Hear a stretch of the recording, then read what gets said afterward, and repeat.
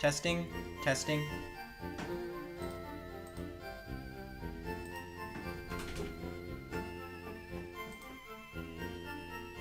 Testing, testing. Alright, we're good.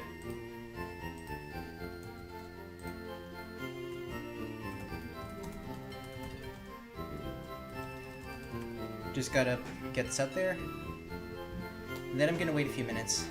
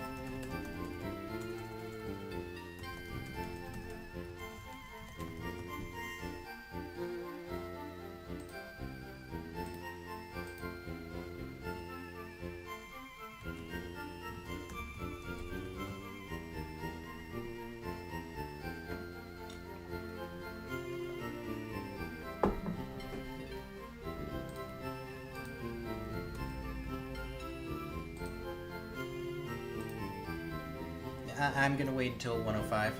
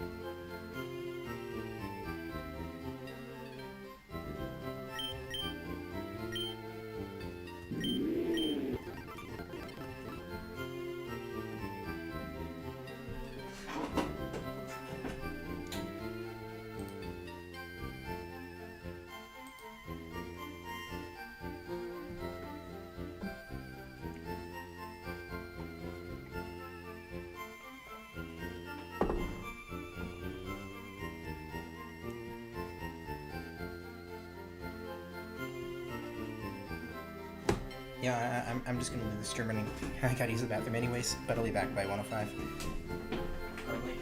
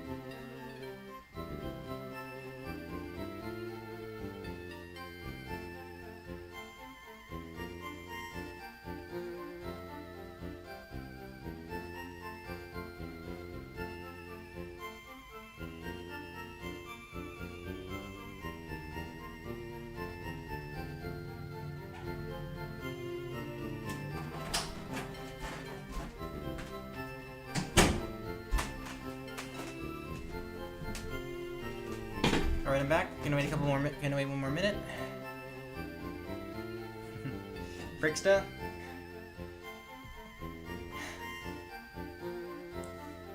Well, just wait.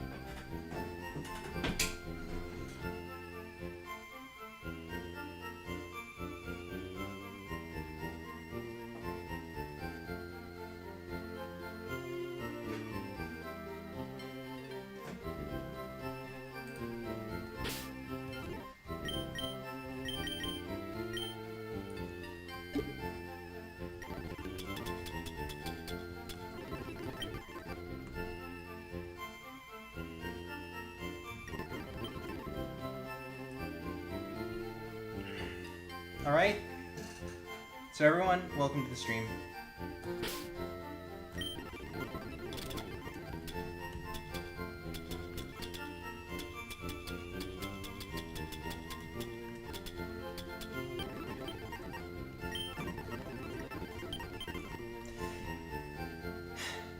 As the description says, I am indeed going to be doing 4 boss fights in a row.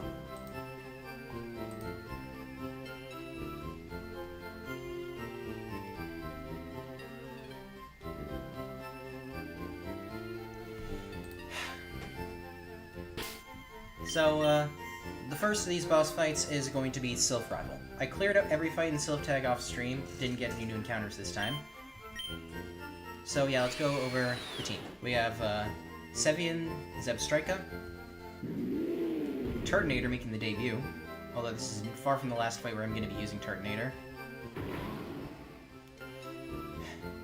Languid, the Iron Ball Rillaboom,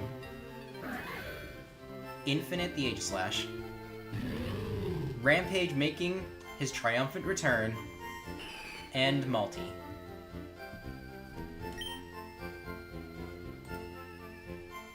Run's going well. I'm currently at 5 deaths, but they're not the worst.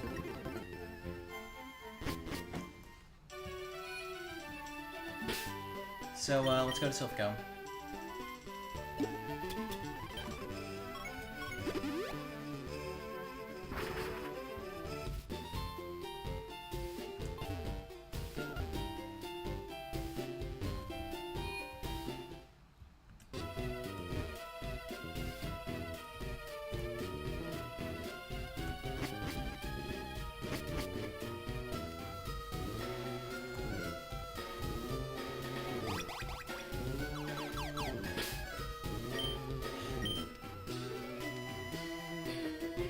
Just gotta double check the moves, because...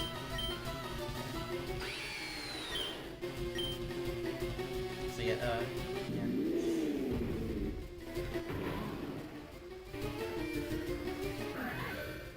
Doesn't matter. Yep, I've got everything I need.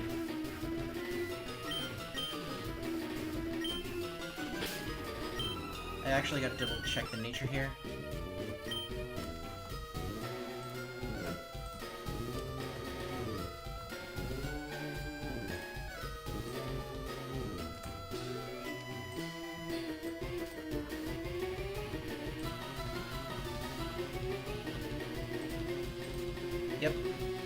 Yep, I've got enough.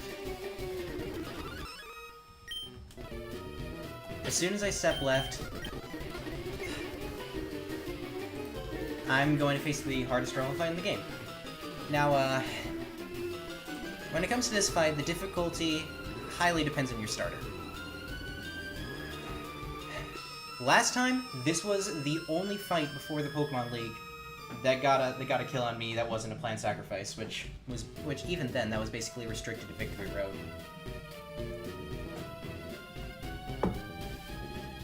However, that time, I picked a fire starter, Skeledirge. I picked Skeletor so that I could have an easier champion fight, and if you've seen my video, you know why. However, the trade-off was that I had to face Blastoise and Darmanitan. This time, I have to face neither. And because of this, the fight becomes a lot easier.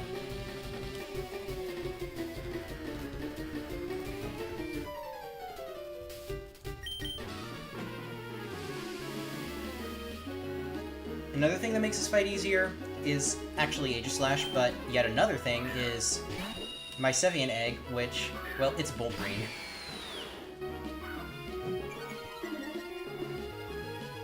This Staraptor shouldn't switch out, and it just gets outsped in one shot by this. Now, this is going to bring in King Gambit.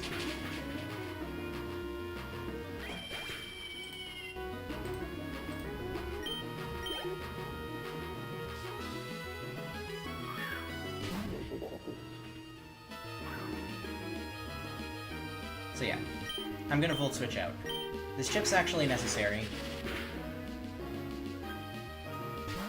And I'm gonna go into Rampage.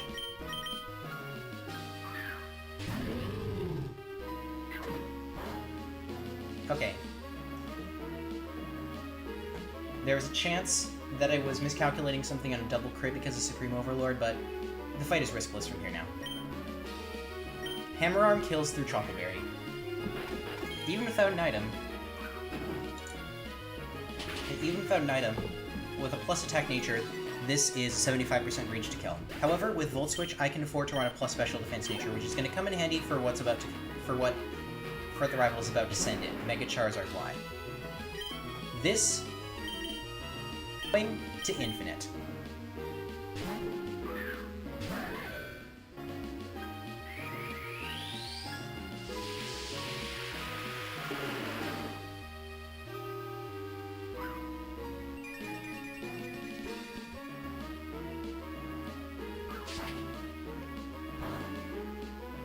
And now this is Flamethrower, so, well, guess where I'm going next?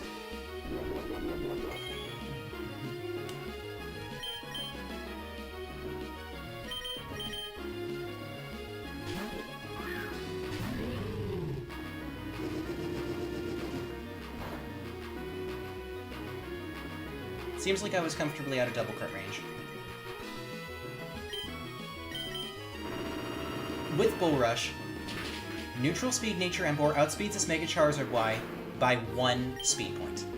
I am literally 1 point faster than this. Alright, next up, we have Jumpluff. The answer to this is going to be Splinter making his debut. This should be Double Edge. If this is Sleep Powder, this is very bad. Alright! With Shell Armor, I never die. I literally never die to 2 aerially boosted Double Edges.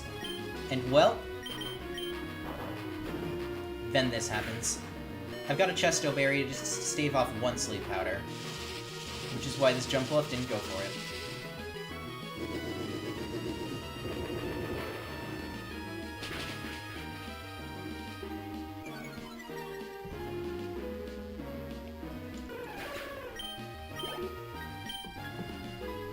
And finally, we have Azumarill. Sunlight Fades. This is basically a random move.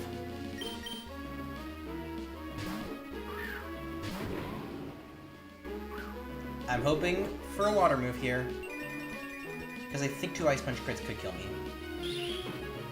Oh, come on. Okay, I win. Now this is completely unnecessary here, but I'm Iron Ball Rillaboom.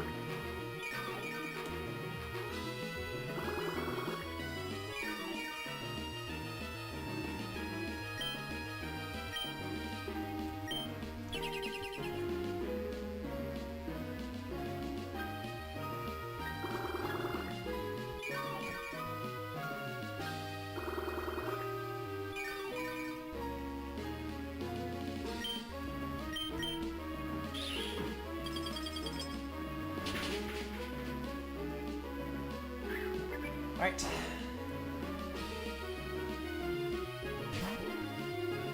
And we finished the fight how it started.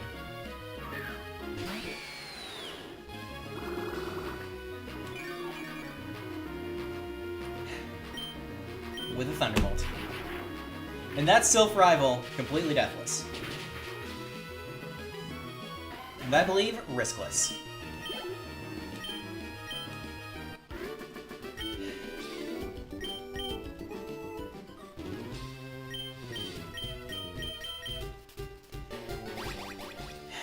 Okay.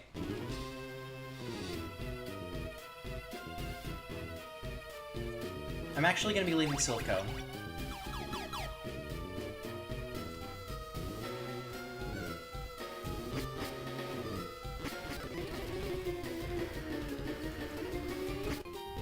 Going to the Saffron Pokemon Center because, well, while I'm building the teams, I'm going to have to change some natures. Yeah, Altaria was a backup pivot. Yeah, Altaria was a backup pivot on Charizard.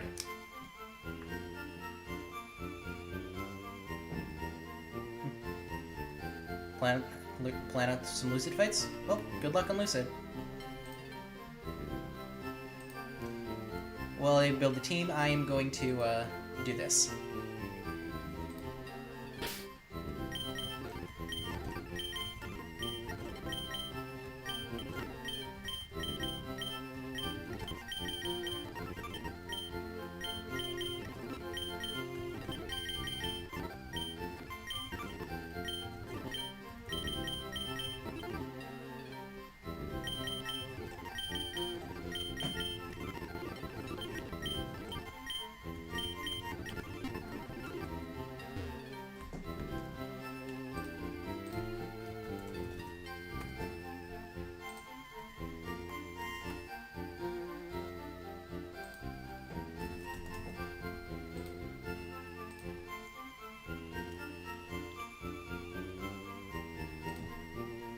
Actually, as it turns out, I don't really need to change natures at all.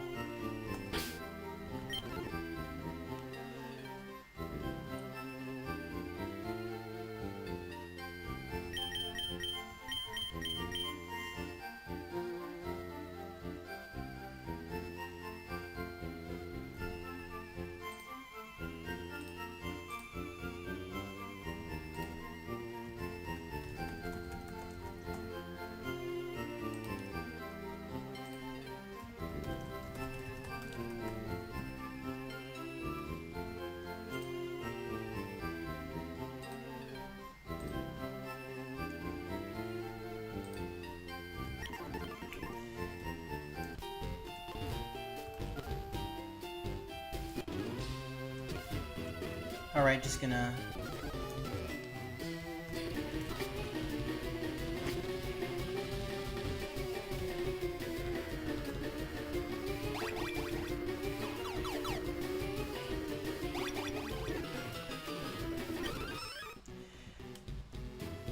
Alright, now let's get back to the scene.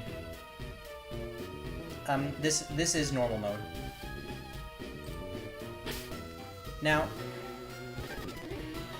I'm just gonna save. Alright, so, just take a look at what's following me.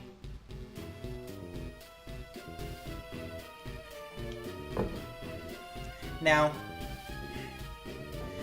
among the Nuzlocke community, I have made no secret as to what I am leading, in Sylph Tag. I am leading Crawdont. I've made no secret about this.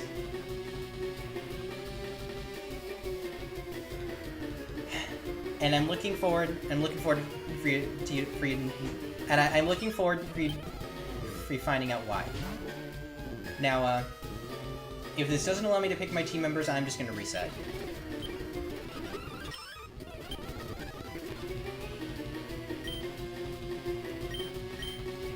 Okay.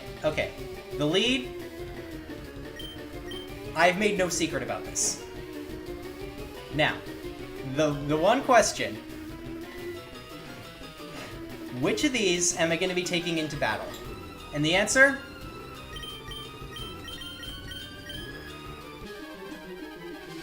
Let's dance!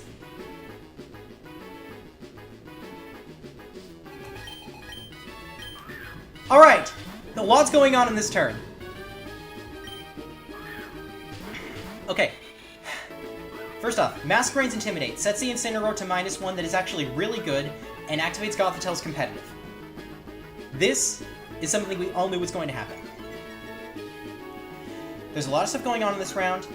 Incineroar threatens with Intimidate and Fake Out, and with Gothitel's damage output so high, you really, really need to one-shot it. Turn 1. However...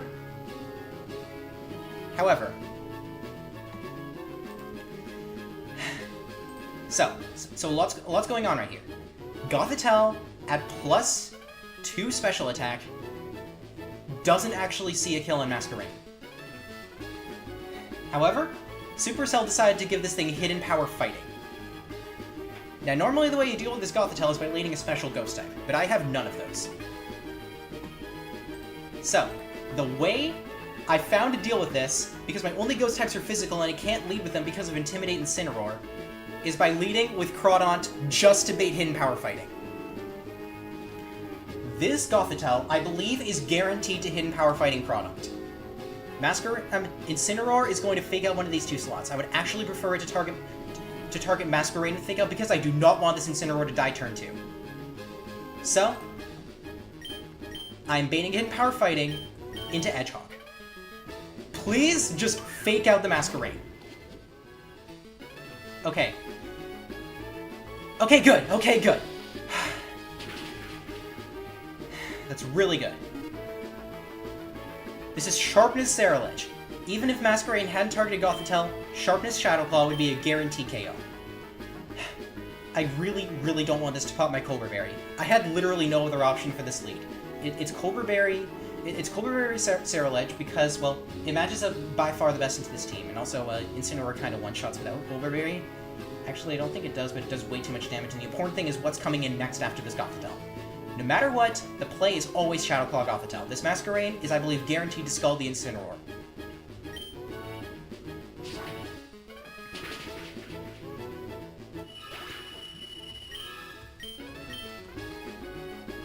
Okay, Bug Buzz. That's really, really good. I want this Incineroar to stay alive. Oh, crap. That's really bad. I gotta play defensive from this point onward. Brendan has to clutch up. Mega Houndoom, Dark Aura. Ceruledge gets to stay in for 1 more turn.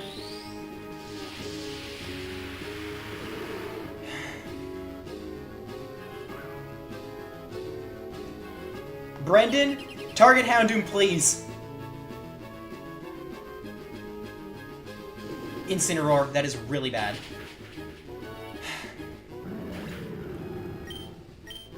I have to switch out now. I would have had to switch out anyway. Mawile.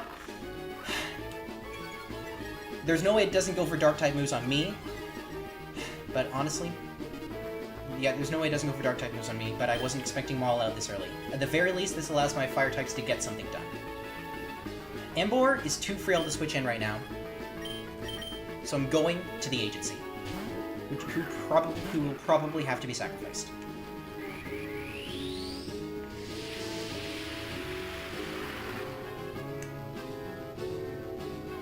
Dark Pulse. This is... I really don't want this to crit. Okay, Citrus Berry should activate here.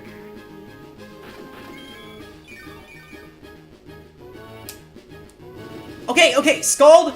That's really good. However, this... Oh my god! That's amazing! That is amazing! Play Rough absolutely takes out the Masquerade here. Okay. This is Golden Go, obviously. X-Cloud. Protect always.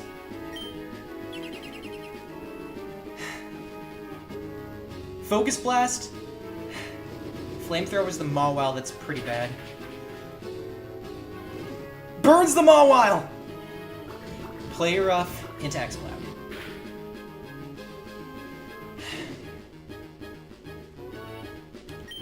Because of that, I can just switch back into Hedgehog.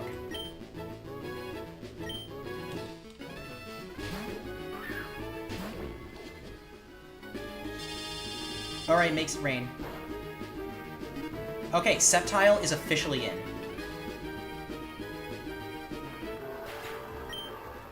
Play rough. This might be able to kill for. This might be able to kill. Okay, never mind. It can't.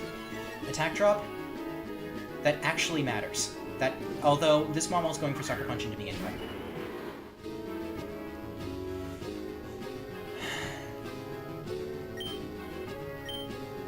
Yeah. This is kind of the best line I had.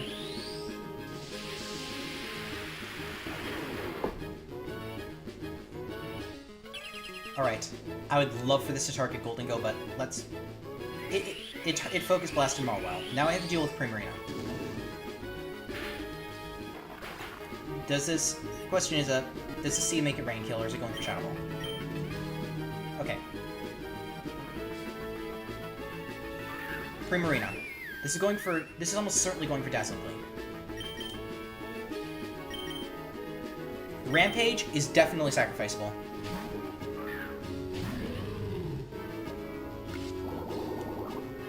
If Emboar lives this double up here, I always win. Shadow Ball, oh, certainly into Emboar. Psychic. Does Sceptile live? That's Silph Tag!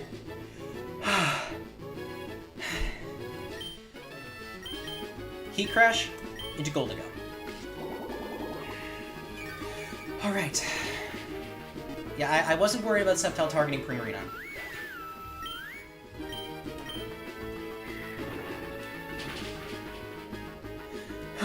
Alright. That was incredibly stressful.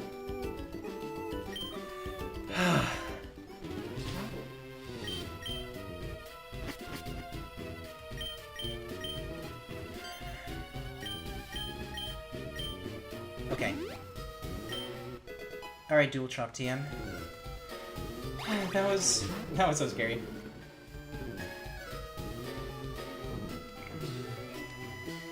Now, while I build the next team, I'm just gonna switch back over to Reginald. That...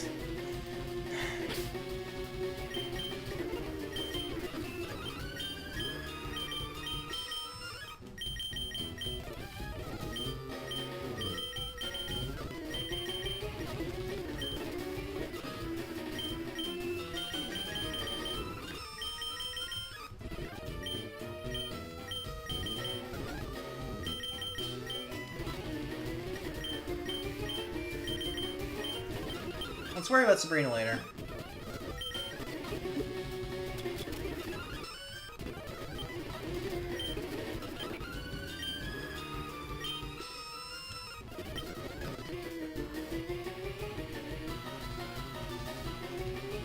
Alright, I'm ready.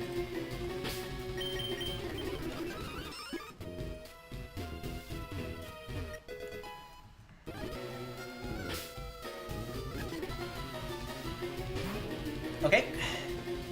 You guys ready for this? You guys ready for my GO2?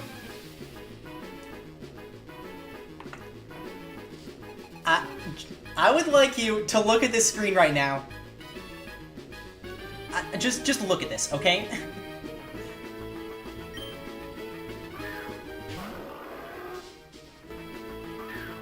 It's time for a riskless GO2.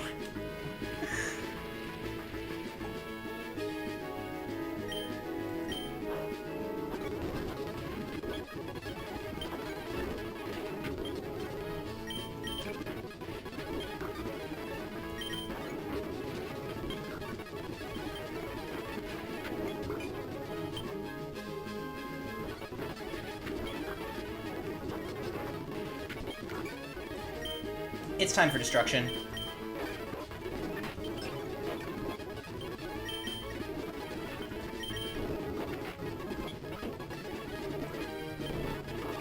Sandville can't even... Yeah.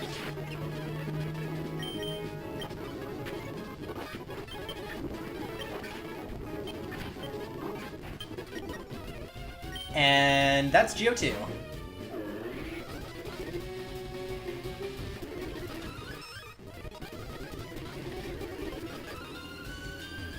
And that is GO2.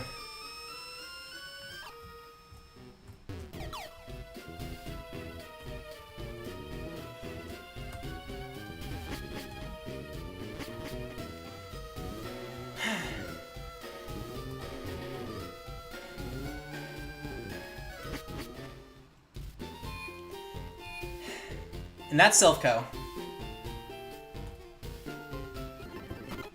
Now... now I'm gonna be building one more team. And while I do that, I'm gonna explain how I thought of my team for the next boss fight. Because, well, the next boss fight is Sabrina.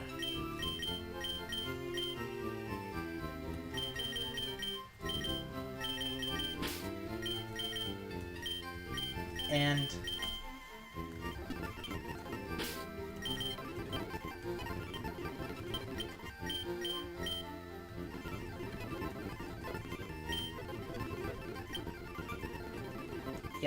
yeah, and well...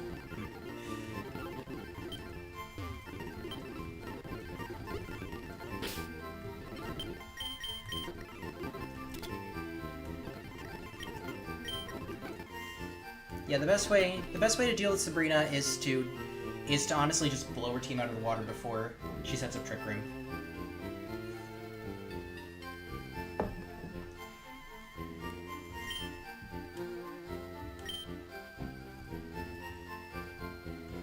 And, well... the first member of the team is always someone that can one-shot the fairies. And my best and honestly only option for that was Sarah Ledge.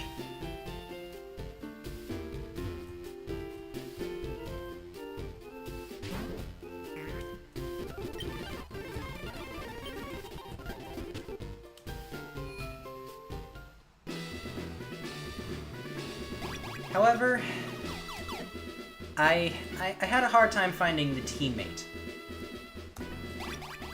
Because, well, what you gotta do is someone that can deny Porygon 2 the chance to set up Trick Room. My first idea was Crawdont, because it one-shots Indeedee, which is another thing that's required from the teammate. Especially since I'm not leaning a Dark type this time.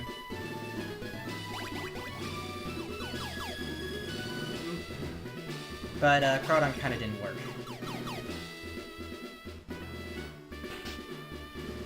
However, the Crawdont line didn't work because Porygon 2 is incredibly hard to pin down.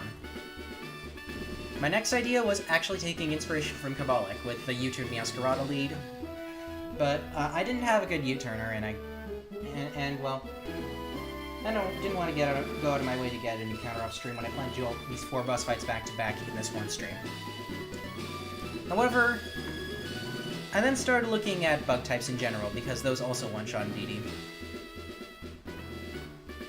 Of those bug types, I had exactly 2. Vikavolt, and, well, we'll get to that guy. Vikavolt couldn't do nearly enough damage to take Porygon 2 down, and I also think Vikavolt actually undersped Indeedee. However, I do have another bug type.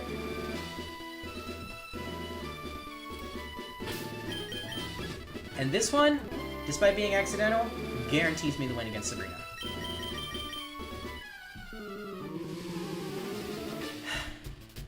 It's time for another riskless Sabrina with 2 Pokemon. Vigor takes the stage!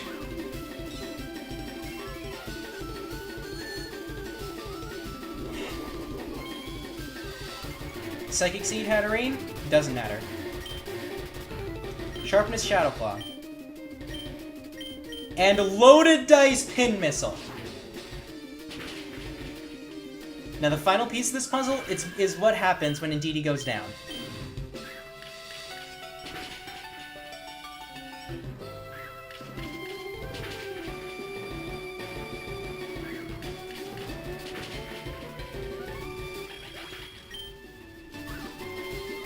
I'm Moxie boosted. I don't know what's coming in next. We got Gardevoir. We got Ursaluna.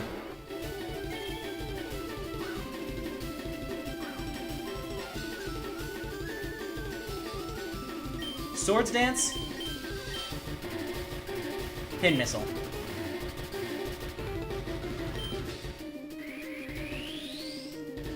Oh, right. Okay. Hopefully you heard it. Okay. Yeah. So basically I just one-shot the guys. This is funny.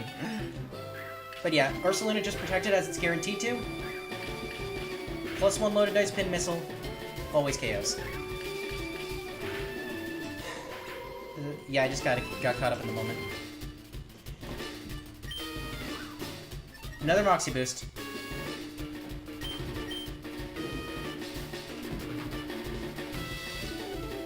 Brood Bonnet.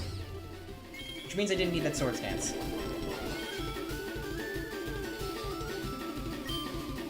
Bitterblade? Close combat.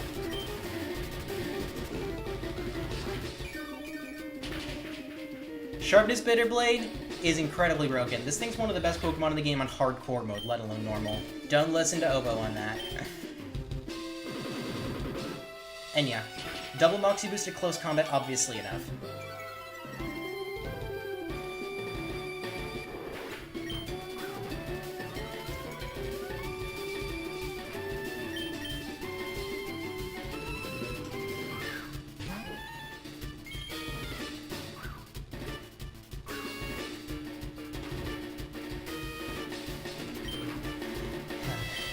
Bitterblade, close combat.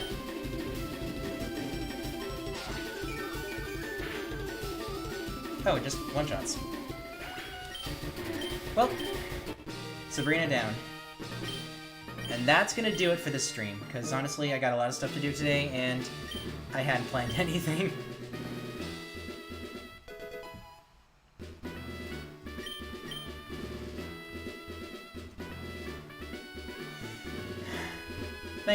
Thanks a lot for watching.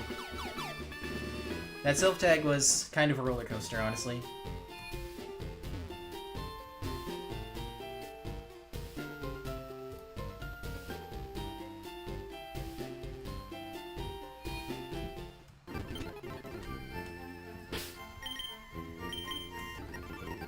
I'm probably going to be streaming the Weather Roots tomorrow, so, thanks for watching. I just can't take this anymore. I'm just glad to have this behind me.